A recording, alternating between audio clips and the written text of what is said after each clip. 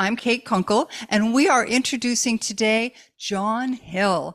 John was born and raised in Brooklyn and Long Island, New York. He's a retired MRI service engineer with an exuberance for music and awe of the science of MRI and a true passion for everything vibroacoustic therapy related. John has been working as a VAT tech for 4.5 years and has facilitated over, get this, 5,000 cases. In addition to his private practice, John is a VAT specialist at a drug, alcohol, and mental health facility in Central Florida. Welcome, John, and thanks so much for joining us for this special event. You say, John, that your love of music, MRI and VAT have come together. So I get the music and the vibroacoustics, but how does MRI fit into that? Well, basically an MRI machine is a giant coil. It's a speaker. I'm a physics nerd and I love science and astronomy, but physics especially. And when I became an MRI field engineer and learned how the physics of that machine worked by using resonance, the R in MRI is resonance. It's magnetic resonance. There's all different kinds of resonances in our universe. There's acoustical resonance, mechanical resonance, light resonance.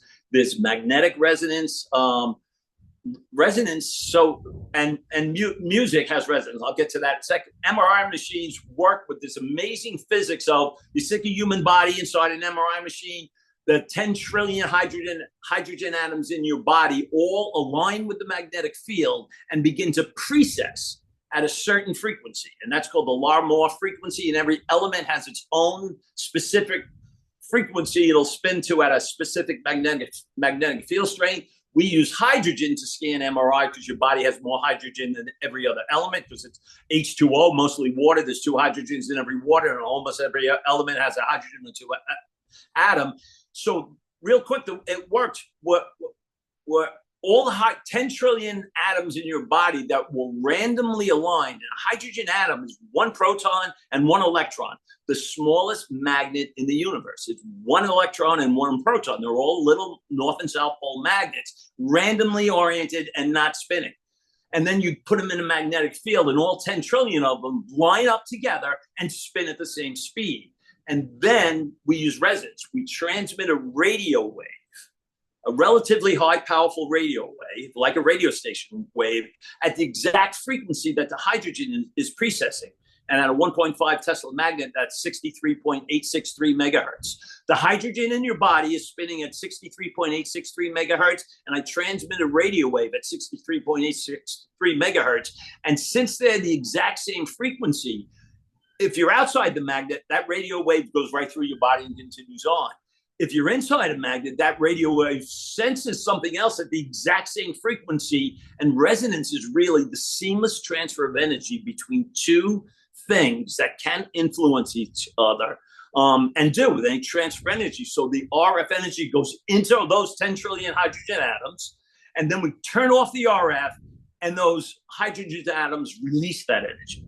And you have a real sensitive coil over the part of the body that's being imaged, and we acquire that to signal them with manipulation with computers and various other things. So that's kind of how it works. And that large magnetic field is created by a coil that's exactly the same as a coil that's inside the transducer of the speaker.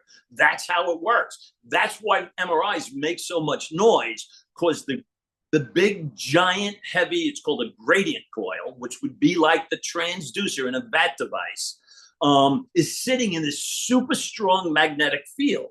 In a speaker, you have a voice coil inside a strong magnetic magnet, a permanent magnet. That's a transducer. If you put a paper cone on it, it's a speaker. Take the paper cone off, it's just a transducer. And it's like an MRI machine because the sound the MRI machine makes is the coil inside the main magnet has electricity flowing through it, creating its own magnetic field. So now you have 2 magnetic fields fighting each other, and that coil wants to move, and it's bolted in there really strong with non-magnetic hardware, of course, and it vibrates like a transducer, exactly like a VAT table. The reason that coil is vibrating is the exact fundamental physics of how a transducer works.